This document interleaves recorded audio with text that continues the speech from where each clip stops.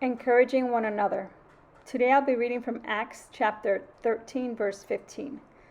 After reading from the law and the prophets, the synagogue rulers sent word to them, saying, "Brothers, if you have a message of encouragement for the people, please speak."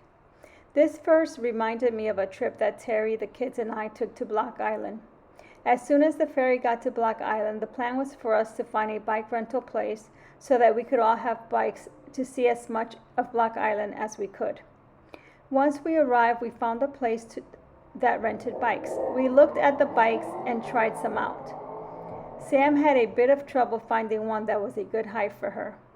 I really wanted a bike that had a basket for my book bag and couldn't find one that had a basket and was a good height for me. Well, after 30 minutes, everyone had a bike they were happy with.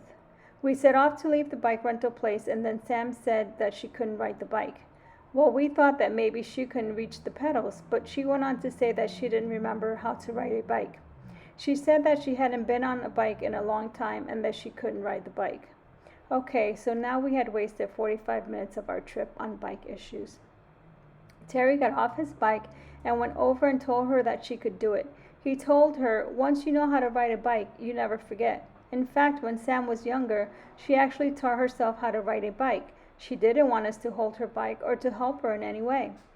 After Terry had begged her to try and encouraged her by telling her that she could do it and not succeeding, it was my turn. I was already getting impatient because I really wanted to enjoy the day.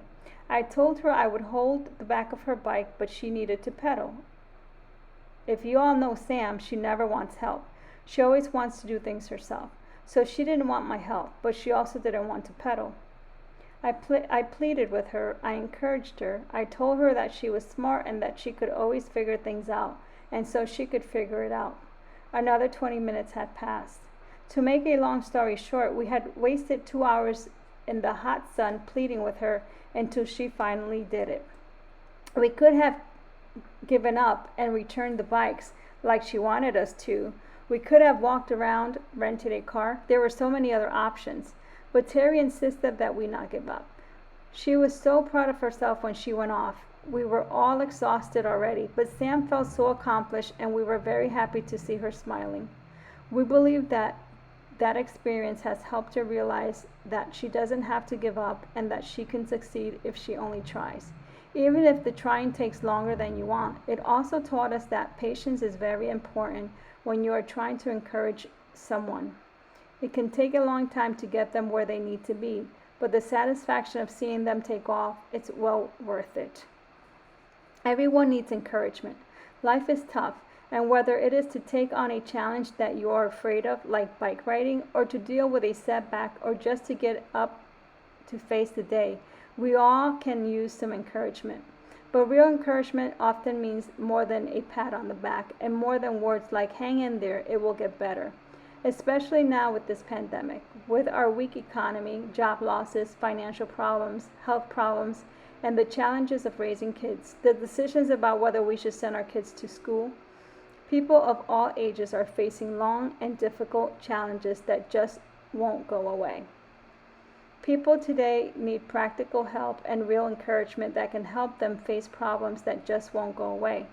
Scriptures give us some practical ways to encourage one another that are based on truth and words that really work.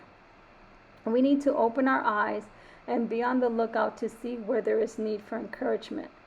Let's encourage one another every chance that we get. We need to not only look for ways, but for opportunities in your small groups of family and friends, in the supermarket, and at our jobs.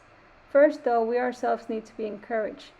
In Acts chapter 14, verse 22, Paul strengthened the disciples and encouraged them to remain true to faith. In Hebrews chapter 10, verses 23 and 24, it says, "And let us consider how we may spur one another on toward love and good deeds. Let us not give up on meeting together as some are in the habit of doing, but let us encourage one another, and all the more as you see the day approaching." So it's very important that we continue encouraging one another and loving one another.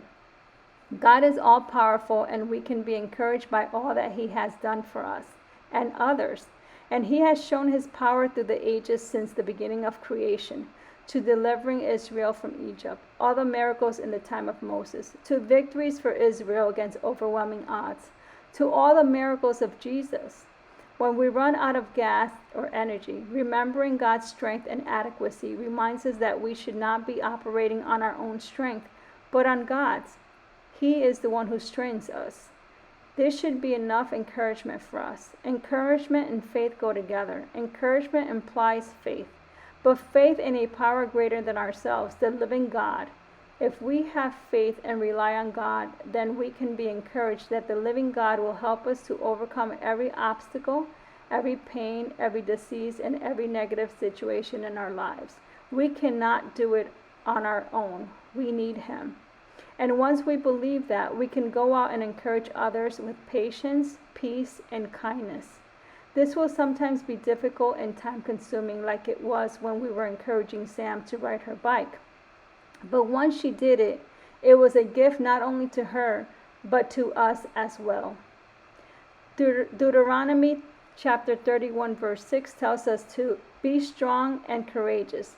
Do not be afraid or terrified because of them, for the Lord your God goes with you. He will never leave you nor forsake you. Memorize this verse, because sometimes all it takes is for a friend or family member to just hear a verse like that one, and they will be encouraged. I want for all of you to be encouraged and to be an encouragement to one another. Let that be one of your top priorities this week. God bless. Until next time. Thanks.